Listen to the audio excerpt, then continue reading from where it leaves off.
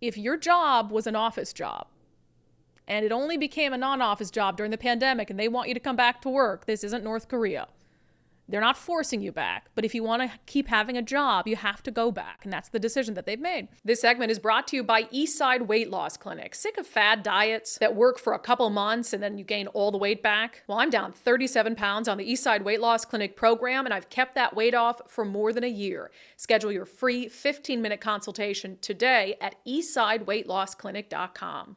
It was funny because I was criticizing the Seattle Times on X last night, and people must listen because they said, Brandi, I'm not clicking on that article because I'm not going to give them any clicks. And I'm not going to give them any of my money, which I think is a very, very good thing. But I had this thing where like they really have a thing for whiny workers and platforming them.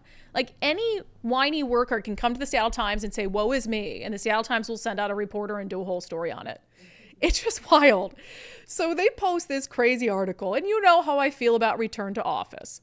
If your job was an office job and it only became a non-office job during the pandemic and they want you to come back to work, this isn't North Korea.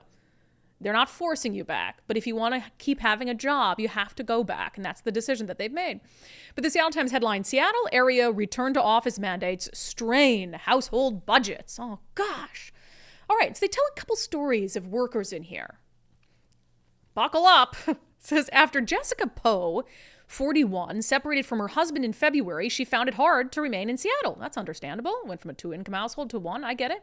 Poe set out in search of a new home for herself and her 2 dogs, but she quickly realized that it would be hard to find a spacious, pet-friendly apartment within her budget of $1,900 a month.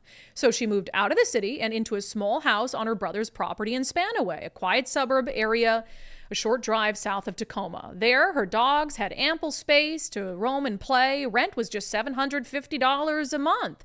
And Poe's then employer, a private lending company, allowed her to work remotely. So she spent no time or money on commuting. Like, that's great. Sounds like she got a good situation. Well, about 3 months into the arrangement, the company got bought out. The acquisition led to layoffs, and Poe was let go in July. She quickly found a new job, but there was a catch. Oh, what's the catch gonna be? It required all staff to work in office 5 days a week. She said, it is mandatory, and that was made very, very clear to me on day one. They were crystal clear. So she took a job, admittedly saying, they made it, in her words, very, very clear to me on day one that I would have to work in the office 5 days a week. But everyone's a victim, right? For those like Poe who have organized their lives around working remotely, the reinstatement of in-person work can be stressful and expensive. She took the job even though it's in Bellevue. To get to work, she had to drive 2 hours each way or more depending on traffic. Her costs ballooned massively. On gas alone, Poe was spending nearly $500 a month.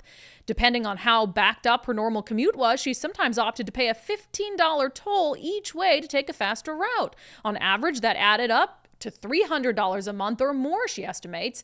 The cost compounded quickly, eating into her annual income of $75,000. Less tangible was the depreciation of her car. Each day, she would put another 100 miles on it. In 3 months, she had to get 2 oil changes. Poe's arrangement of commuting to Bellevue from Spanaway lasted about 3 months. In mid-October, she moved back to the Seattle metro area, finding a dog-friendly apartment in Redmond for about $2,400 a month, which included $150 a month in pet rent. To afford it, she scaled back retirement contributions. It wasn't a choice she wanted to make so much as one she had to. Spending 4 hours a day in the car was giving her back pain. She would call her mom on her drives and break down crying. Something had to give. How am I supposed to feel reading that? Like, how am I supposed... So the Seattle Times just did an entire news story called Being an Adult. Being an adult. Mm-hmm. Who among us... Tough decisions. Who among us, even before the pandemic, did not have to make decisions about where do I live so I can afford it, so I don't have to sit or maybe it's about I don't want to sit in traffic, or I don't want to have to pay tolls. The pandemic has not a damn thing to do with that. That has nothing to do with the pandemic. She's an adult. She took a job that she said was very, very clear to her on day one that she would have to work in the office. She lived 2 hours away by traffic from the job she selected and agreed to. Again, not North Korea, not a labor camp. And it meant she'd have to drive longer, put more miles on her car, sometimes pay tolls. And we're supposed to what? Seattle Times? Like, is this an epiphany? That these are all things every person who works in this state has to contend with from time to time? It amazes me the things they will continue to keep bringing back to the pandemic and the ways in which, and really the whole gist of this article was basically meant to shame employers who want people to work in the office when they could work at home. That's what it's about. And what's the That's point? what it's about. Do you want And to what's the force them to let people work from home? Like, what's your goal here, I guess? Maybe Seattle this Times. particular reporter is upset because the Seattle Times makes her work from the office and she doesn't want to, so they just do articles hoping one day her boss will read it and say, well, you're right. Your reporting's been very eye-opening. This is adulthood. Welcome to adulthood. This is one of the reasons we have such a victim mentality. The Seattle Times has lost its damn mind, but it does make for good content for us to laugh about in Unbelievable.